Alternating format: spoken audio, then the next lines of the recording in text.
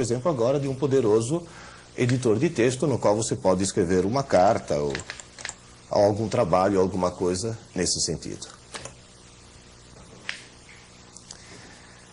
Com fita de gravador cassete ou com cartucho, você pode dar boas utilizações de lazer ou até profissionais júnior para o seu computador. Agora, se você quiser que seu MSX trabalhe realmente de maneira profissional, é indispensável que você aprenda a utilizar discos.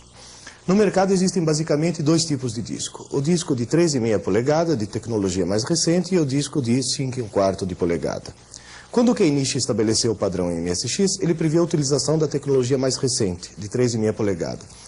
O MSX, porém, é um computador tão versátil que ele pode utilizar um acionador de disco do IBM PC de tecnologia mais antiquada, usando discos de 5,25. Eles estão contidos numa capa flexível, portanto não podem ser dobrados, sob o risco de danificá-los. Você não pode tocar na parte exposta, onde há a emulsão magnética que registra os dados. Não pode submetê-los à umidade, poeira, fumaça de cigarro, que faz muito mal para a sua saúde, principalmente para a saúde do disco. E você deve tomar muito cuidado para nunca expor esse disco a campos magnéticos intensos, sob a pena de perder os dados nele gravados.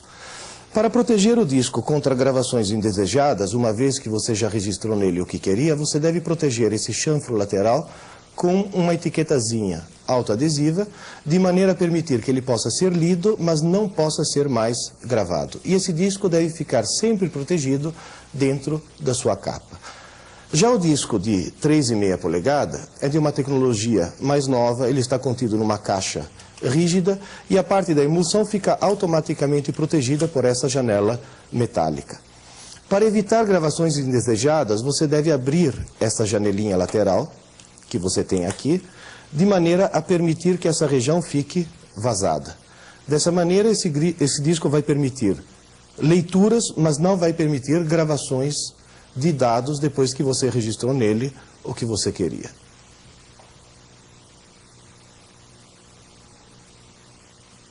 Para que os dados contidos num disquete possam ser lidos pelo computador ou transferidos do computador para o disco, você precisa dispor de um equipamento especial chamado Disk Drive. O Disk Drive é constituído basicamente por 3 peças.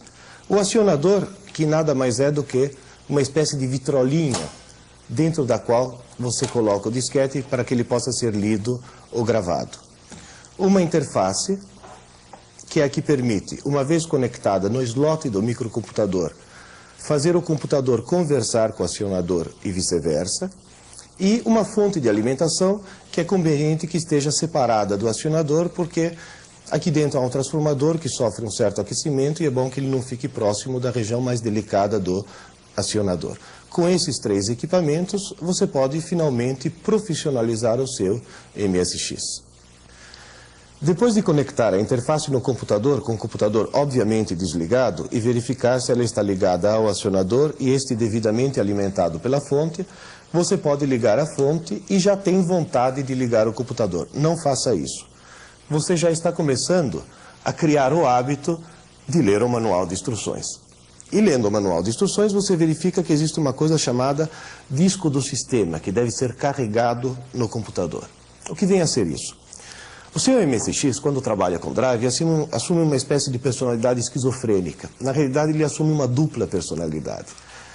Ele assume a personalidade do MSX-DOS, que é um sistema que está gravado no disco e você coloca inicialmente no computador para inicializá-lo, e assume a personalidade do Disk Basic, ou seja, ele pode operar com discos mesmo que o MSX-DOS não esteja carregado. Se você colocar o disco do sistema dentro do acionador e ligar o computador, você vai ver a mesma mensagem do fabricante inicial e posteriormente vai aparecer uma mensagem um pouco diferente. Por quê? Porque ele está lendo o sistema operacional MSX-DOS e transferindo para o computador, que passa a ter uma nova personalidade.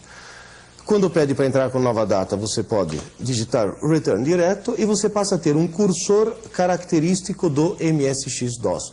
Uma letra indicativa do drive e um sinal de maior. Esse é o cursor do MSX-DOS.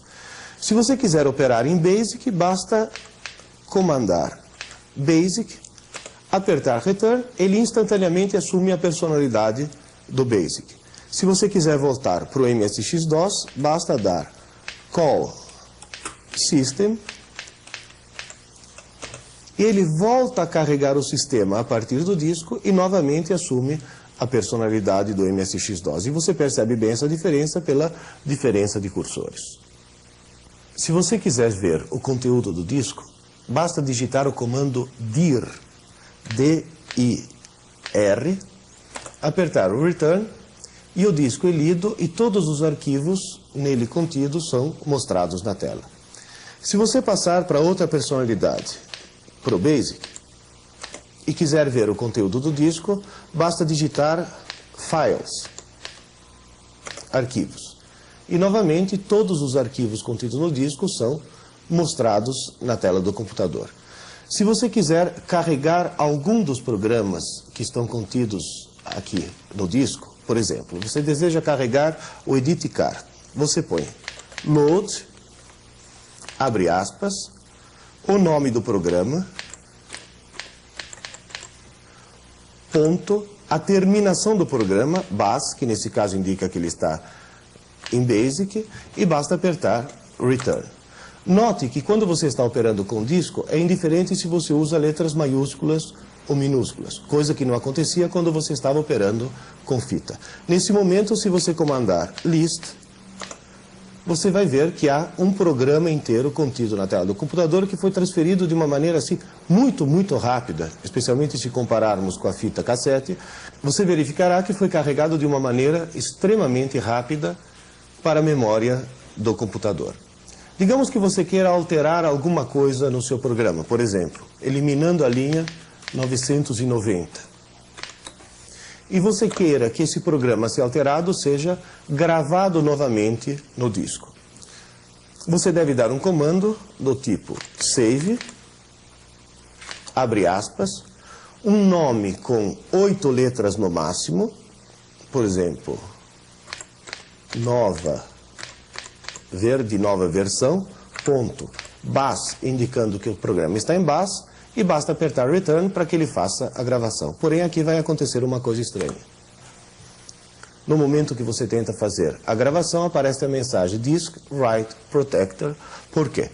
Porque, como nós já vimos, o seu disco estava protegido com aquele chanfro que estava aberto, como nós vimos no outro segmento.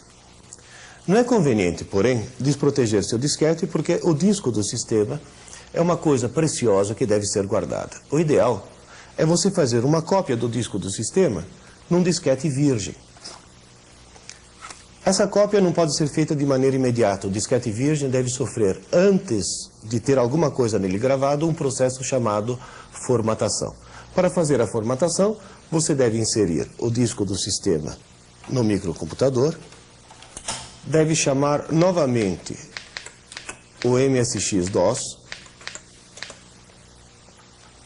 e uma vez que o MSX-DOS esteja carregado, você deve chamar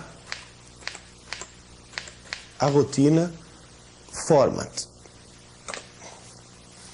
Você tira o disco do sistema, coloca o disco virgem no acionador, verificando se ele não está protegido contra gravações, e decide qual é o drive no qual você está operando. Como você está operando com um único drive, obviamente você digita A.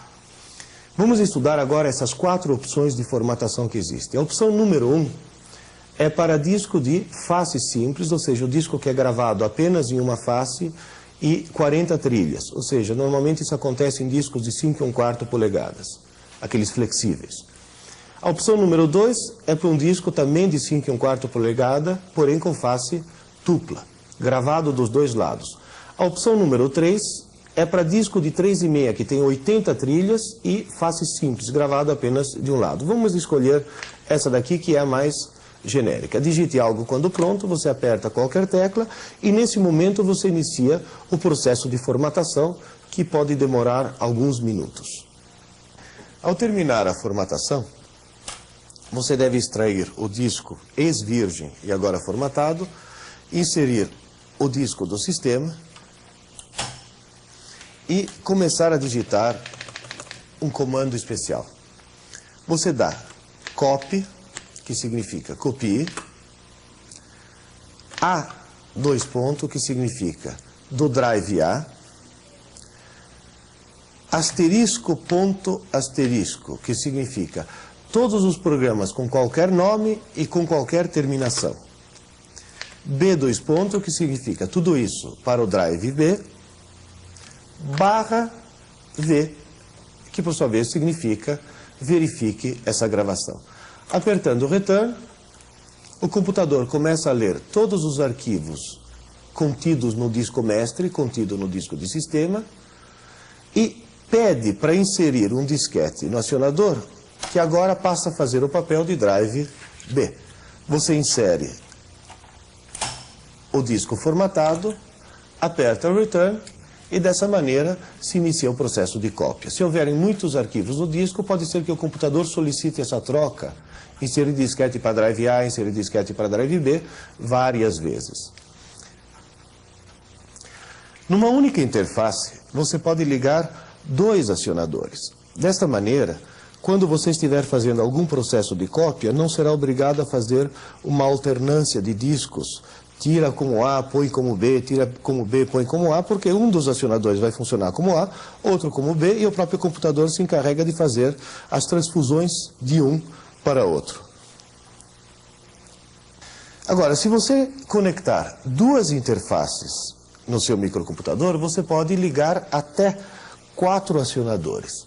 Isso já começa a ser um pouquinho um exagero de capacidade, porque se você pensar que cada um desses acionadores pode ser de face dupla e, portanto, armazenar 720 KB, vezes 4, você tem aqui praticamente 3 megabytes de memória pendurado no seu microcomputador. Ele já começa a se transformar não só num microcomputador de utilização profissional, como profissional bastante séria. Existem benjamins, expansores de tomada, que transformam um único plug em vários. Da mesma maneira, no MSX, existe uma coisa chamada expansor de slot, que transforma um slot em 4.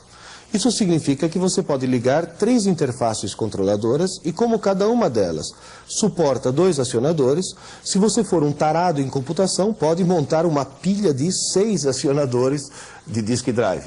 Se eles forem acionadores de 3,5 face dupla, você está pendurando praticamente 4 megabytes de memória em disco, que já começa a parecer um pequeno Winchester, um pequeno disco rígido, o que dá ao seu computador uma capacidade extraordinária de armazenamento de memória. Muitos usuários ficam preocupados com a compatibilidade entre discos de 5,25 e discos de 3,5 polegadas. Na realidade, para o MSX, é completamente transparente o fato do acionador ser de 5,25 ou do acionador ser de 3,5. Tanto é que numa mesma interface você pode ligar um drive de 3,5, um drive de 5,25 e fazer transferência de programas do de 5,25 para o de 3,5 ou vice-versa. Na realidade, por mais acionadores que você ligue no seu computador, por mais memória individual que você coloque no seu computador, você nunca conseguirá abranger todo o universo possível de informações.